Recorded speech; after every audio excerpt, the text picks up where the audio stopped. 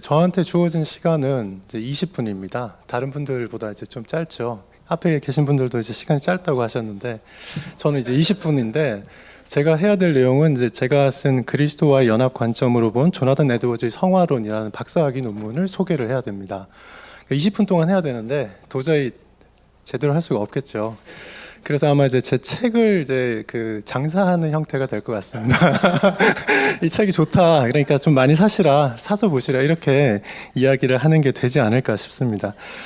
네, 이제 오늘 자료에 보면 제가 이제 이 주제를 가지고 쭉 연구를 하면서 어떤 식으로, 어떤 동기로 이 연구를 했는지, 그리고 그 논문을 쓰는 가운데 또 이제 파생되어서 여러 가지 논문들을 또 쓰게 됐는데, 이제 그런 부분들을 좀 더 유심히 봐주시면 좋을 것 같습니다.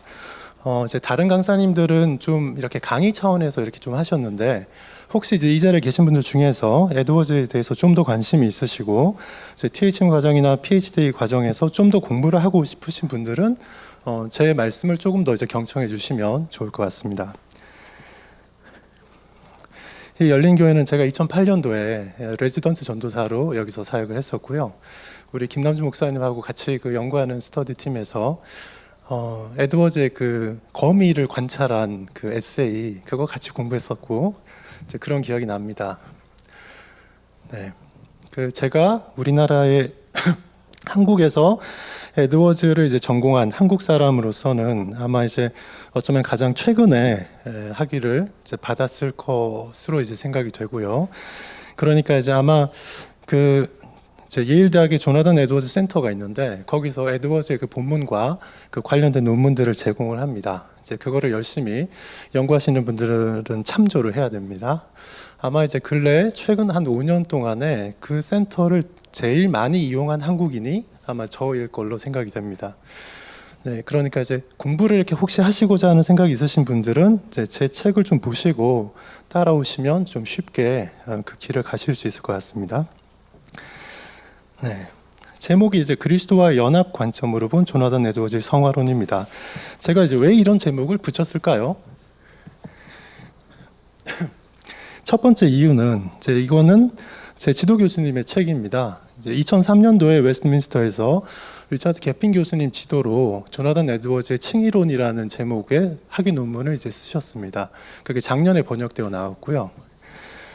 2003년도에 이제 학위를 받고 들어오신 후에 제가 이제 그분의 첫 박사 제자로 2007년도 2월에 작년 2월에 이제 제가 졸업을 했습니다. 그래서 저는 이제 그리스도와 연합 관점으로 본 조나단 에드워즈의 성화론, 이런 제목의 논문을 쓰게 되었습니다. 제 지도 교수님은 칭의론을 쓰셨고 저는 성화론을 이제 쓴 겁니다.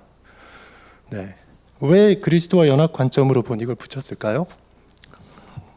지도 교수님이 그렇게 하셨기 때문에 저도 그렇게 했습니다. 지도 교수님이 조나단 에드워즈를 분석하는 데 있어서 그리스도와 연합이라는 관점으로 보는 것이 너무너무 중요하다. 이제 그런 어떤 에드워즈를 접근하는 틀을 하나 이제 세우신 거예요. 그래서 그것을 가지고서 이제 국내에 들어오셔서 계속 이제 주장을 하시고 논문도 쓰시고 이제 그러셨는데, 이게 왜 중요하냐면 에드워즈를 볼 때 이 그리스도와 연합 관점, 조금 더 이제 앞부분을 얘기하면 청교도들이 가지고 있었던 언약 신학의 관점에서 에드워즈를 해석하지 않는 사람들이 굉장히 많습니다. 그래서 이제 이 부분이 더 중요한 것입니다. 이제 본문 자료집에 이제 한번 좀 보시면 제가 이제 어떤 의도를 가지고 그걸 했는지 좀 거기 있습니다. 의도가 있습니다. 연구 문제들. 에드워즈는 이제 성화라는 말은 많이 쓰진 않는데, 에드워즈의 책들을 보면 성화와 관련된 내용들이 굉장히 많습니다. 제가 이제 논문을 쓰기 위해서 이렇게 쭉 본 자료들이 어떤 것들이냐 하면 신앙 감정론, 그리고 구속사, 또 뭐가 있을까요? 자유의지론을 빼고 대부분의 많은 책들, 에티컬 라이팅스, 삼위일체론, 은혜론, 이제 그런 많은 책들과 여러 개의 미셀러니 책들, 그리고 수많은 이제 설교집들, 이제 그런 것들을 제가 이제 이렇게 많이 분석을 했습니다.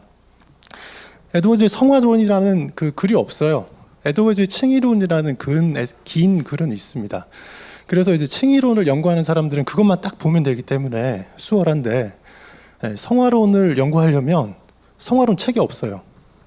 그래서 뭐를 봐야 될지 아주 이제 혼동이 됩니다. 그런데 이제 분량상으로 보면 부흥론이나 신앙 감정론이나 이런 많은 책들에 이 성화에 대한 이야기가 있습니다. 그래서 이제 저는 에드워즈가 성화에 대해서 정말 관심이 많았는데 이게 너무 많은 책에 이게 산재되어 있으니까 어떻게 이제 이 성화에 대한 에드워즈의 교의학적인 체계를 이렇게 잡아낼 것인가, 이제 거기에 초점을 맞춰서 논문을 이제 준비를 하게 된 것입니다. 이거 이제 에드워즈 자체의 어떤 의미도 있고, 제가 이제 조직신학 전공자이기 때문에 한편으로는 교의학적으로 성화론 부분에서 현대 조직신학이 설명하지 못하는 부분이 몇 가지 있습니다. 어떤 것들이냐 하면 예를 들어서 성화라고 할 때 거룩함이 구체적으로 뭐냐 질문을 해도 대답을 잘 못합니다. 조직신학 책 보면 거룩한 게 뭐냐, 성화라는 게 뭐냐 이러면 거룩하게 되는 것이다 이렇게 얘기하고, 그러면 그렇게 말할 때 거룩함이란 게 뭐냐라고 물으면 답이 없어요. 다 아는 것처럼 합니다. 그래서 저는 거룩이라고 할 때 그 거룩함이라는 게 구체적으로 무엇을 의미하는지 그게 궁금했어요. 근데 이제 에드워즈의 글을 쭉 연구하다 보니까 거기에 대해서 에드워즈가 아주 자세히 설명을 하고 있는 것을 찾게 되었습니다. 또 구체적으로 성화가 이루어지는 방식이 어떻게 되느냐, 현대의 조직신학 교과서들에 그런 내용이 없습니다. 어떻게 성화가 이루어지는지. 그래서 제가 그거를 이제 에드워즈 텍스트를 가지고 집요하게 이제 찾아봤더니 어디선가에서 이제 하여튼 에드워즈가 성화가 이루어지는 방식을 설명하는 것을 찾을 수가 있었습니다. 그런 식으로 제가 에드워즈의 성화론이 여러 저작들에 흩어져 있는 것들을 이렇게 모을 수 있게 된 것이죠. 그 결과가 이제 이 책으로 나와 있는 겁니다.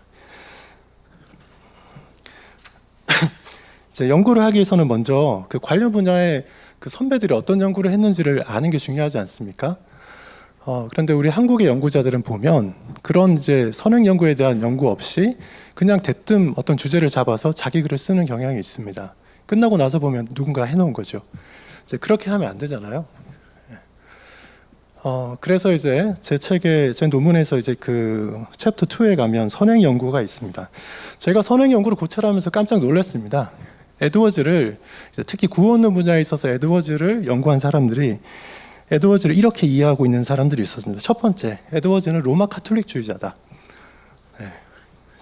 이상하죠? 근데 미국과 일본의 중요한 학자들이 에드워즈를 로마 카톨릭의 성화관을 갖고 있다 이렇게 얘기를 했습니다. 두 번째로 우리 이제 한국계 이상현 교수님 같은 분의 영향인데, 그분들은 이제 우리 같은 이제 개혁주의적인 신학을 잘 공부한 분이 아닌 것 같아요. 그래서 에드워즈를 이제 분석하면서 철학적인 틀로 에드워즈를 해석하는 그런 경향이 있었어요. 그래서 에드워즈의 신학을 철학적인 신학이다 이렇게 얘기하고, 또 성향적인 존재론, 그런 좀 특이한 철학을 만들어 가지고 그것으로 에드워즈 구원론을 해석하는 사람들이 있습니다. 이상현 교수님이 워낙 유명하다 보니까 이제 우리나라에 이렇게 알려진 걸로는 그분의 해석이 옳은 것처럼 이렇게 이야기가 된 거죠. 그리고 우리는 잘 모르고 있었지만 에드워즈의 신학을 로마 카톨릭과 비슷하다 이렇게 본 사람들이 이제 있었습니다. 이제 그런 와중에 제 지도 교수님의 이 논문이 에드워즈가 이제 로마 카톨릭이나 또는 이런 철학적인 어떤 접근을 해서 철학적인 접근을 위주로 한 신학자가 아니라 철저하게 청교도의 유산을 물려받은 신학자다. 그래서 언약신학과 그리스도와 연합이라는 구도, 틀을 가지고서 신학을 한 사람이다. 이거를 이제 세운 논문이 이제 이 논문입니다. 이 논문 이전에도 미국의 여러 학자들이 언약신학 또는 그리스도와 연합으로 에드워즈를 해석하려는 사람들이 몇 명 있었는데 이 책처럼 깊이 있게 다루지 못했어요. 이제 제 논문의 이제 두 번째 챕터에 보시면 그런 내용들이 자세히 들어 있고, 에드워즈의 구원론과 관련해서 지금까지 이제 우리나라와 찾아볼 수 있는 외국에서 나온 대부분의 학위 논문이나 학술지 논문들, 대해서 어떤 부분을 기여하고 있고 어떤 부분은 잘못 해석하고 있다. 이런 게 이제 제 책의 챕터 2에 있습니다. 관심 있는 분들은 이제 더 보시면 좋겠어요. 제 논문이 이제 기여하고 있는 것은 그 주류가 많은 사람들이 그 에드워즈를 연구한 사람들이 개혁주의만 있는 게 아니더라고요. 많은 진영에서 인기가 있어서 서로 이제 자기 사람으로 가져가려고 하는데 그 상대적으로 보니까 개혁주의 진영 안에서 에드워즈를 잘 세워주는 학자들이 별로 없었어요. 그리고서는 그냥 남들이 얘기한 거 듣고 에드워즈는 신플라톤주의자다 이렇게 얘기하는 사람도 있고, 이제 부흥과 개혁사에서 나온 예를 들어서 맥클리먼드, 맥드모트 같은 그런 에드워즈 신학 다룬 큰 책이 있죠. 이제 그 학자들도 개혁주의, 정통 개혁주의 학자들이 아닌데 그 사람들이 한 걸 가지고서 에드워즈가 그런 것처럼 이렇게 해석을 하는 경향이 있었습니다.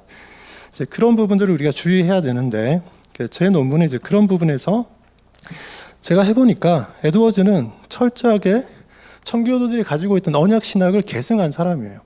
철저하게 언약 신학을 계승했습니다. 제 논문의 챕터 3에 보면 에드워즈의 신학을 이해하는 틀로서 구속사와 언약 신학을 다룹니다.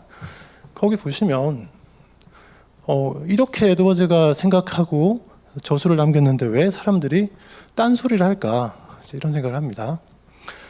네. 두 번째는 이제 그리스도와 연합이라는 관점이 있습니다. 언약 신학이라는 것은 이제 법정적인 개념이어서 칭의론을 설명할 때 상당히 이제 유익한데, 성화를 설명할 때는 성화는 법적인 게 아니라 이게 임파테이션에 의한 거잖아요. 그리스도와 연합이라는 그 실체에서 칭의와 성화라는 두 가지가 은택이 이렇게 나오는데, 그 연결되어 있는 것을 언약의 관점에서 보면 칭의론을 설명하는 데 유익하고, 그리스도와 연합, 유기적인 연합의 관점에서 보면 성화를 설명하는 데 유익합니다. 그래서 제 지도 교수님은 언약 신학의 관점에서 좀 법적인 관점에서 주로 다루셨는데, 저는 거기에다가 더해서 언약의 구조하고 항상 그것과 함께 실제로 이제 유기적인 연합이 이루어지는 그 관계가 같이 갑니다. 그 관계를 이제 네 번째 챕터에서는 따로 이제 다루면서 그리스도와 연합이라는 것이 에드워즈의 사상에서 정말 중요한 핵심적인 사상이다라는 것을 이제 방법론적인 틀로서 이렇게 좀 설명하고, 그 언약 신학과 그리스도와 연합이라는 그 주틀 위에서 이제 성화론이 전개가 되는데, 그것을 이제 쭉 설명하고 있습니다. 아까 이제 정석 교수님이 이제 성화의 결정적인 성화, 또 점진적인 성화 있다고 하셨는데, 제 논문의 5장 6장에서는 이제 결정적인 성화에 다루고 있습니다. 에드워즈가 있을 때는 결정적인 성화라는 용어가 없었어요. 결정적인 성화라는 용어는 그 훨씬 후대에 존 머레이라는 학자가 처음 썼습니다. 그래서 우리 조직신학 쪽에서는 이제 개혁파 정통주의 시대에도 그런 말이 없다가 존 머레이 때 와서 이렇게 그 말을 쓰기 시작했고, 최근에 결정적 성화가 있느냐 없느냐에 대해서 이제 논란이 있어요. 예를 들어서 이제 서부의 웨스트민스터에 있는 존 페스코 같은 사람은 결정적 성화라는 개념은 없는 거다. 그걸 괜히 이제 존 머레이나 동부의 웨스트민스터 사람들이 괜히 그 개념을 만들어서 그건 칭의로 하면 되는 건데 칭의에 해당하는 개념을 괜히 만들어서 말하고 있다, 이렇게 얘기합니다. 그래서 두 학교 간에 이제 막 논쟁이 있습니다. 이제 그런 개념을 이제 에드워즈가 그 당시에 수백 년 전인데 그 당시에 결정적인 성화에 해당하는 개념을 굉장히 중요하게 생각하고 이렇게 가지고 있었던 거, 그거를 이제 제가 제 논문에서 정리를 하고 있고요. 그리고 이제 앞 세션에서 이제 중생에 대한 이야기들이 나왔는데, 에드워즈가 원죄론에서 중생에 대해서 굉장히 자세하게 다룹니다. 그것 때문에 중생에 대한 개념 때문에 많은 학자들이 걸려서 엉뚱한 소리 하고 있는 거, 제 논문의 6장 결정적 성화 뒷부분에 이제 정리를 해두었습니다. 사람들이 왜 자꾸 에드워즈가 중생 이전에 뭔가 더 거룩해지는 일이 있다, 그래서 에드워즈는 성화가 칭의에 앞선다, 이렇게 주장을 자꾸 해요. 이상하죠? 에드워즈가 성화가 칭의에 앞선다라고 이렇게 주장을 했다고 몇몇 학자들, 특히 이제 제가 말씀드린 에드워즈의 구원론은 로마 카톨릭의 구원론이다, 이렇게 얘기하는 사람들이 그런 얘기를 먼저 했습니다. 그러고 나서는 자꾸 그 얘기를 하는 거예요. 했던 얘기 또 하고 했던 얘기 또 하고. 그런데 이제 제가 이렇게 자세히 살펴보니까 에드워즈가 생각하는 중생 개념은 아까 얘기된 것처럼 순간적인 변화, 그거 맞고요. 그리고 다른 사람들이 그 에드워즈가 중생과 관련해서 일어나는 요 이제 그 아주 미세한 구원의 서정을 설명하는 거를 잘못 이해해서 에드워즈를 그렇게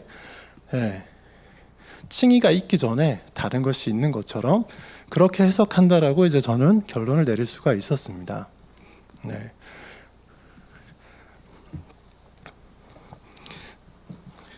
그 다음에 에드워즈에게 있어서 이제 그런 결정적인 성향이 굉장히 크게 나타납니다. 그러면서도 이제 에드워즈가 점진적인 성화에 대해서도 아주 자세하게 이제 설명을 하는데, 특별히 누구도 대답하지 못했던 거룩의 내용이 무엇인가에 대해서 에드워즈가 절묘하게 대답합니다. 네.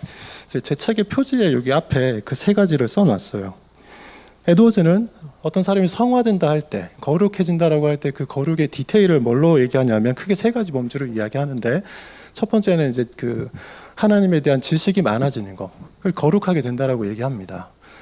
우리는 흔히 이제 그것보다는 먼저 미덕부터 생각하잖아요.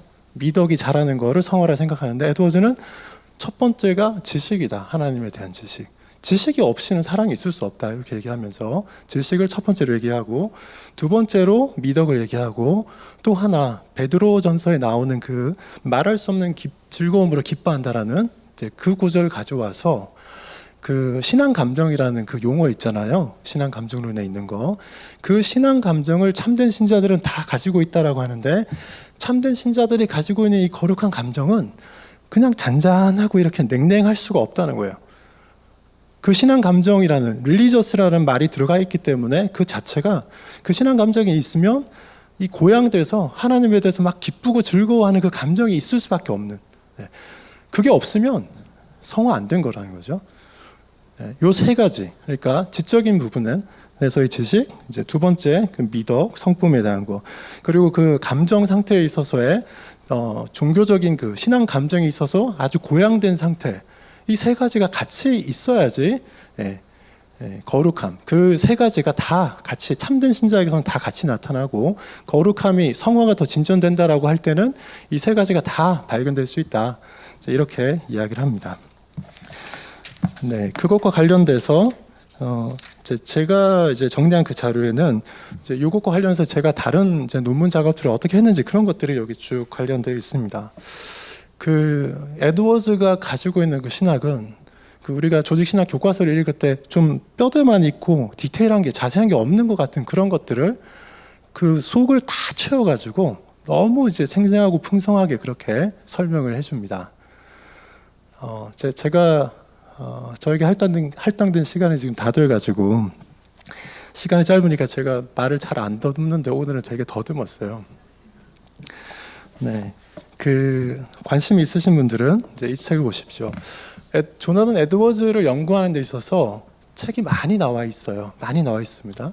부흥과 개혁사에서 이제 그 번역하신 원전들 잘 번역하셔서 굉장히 좋습니다.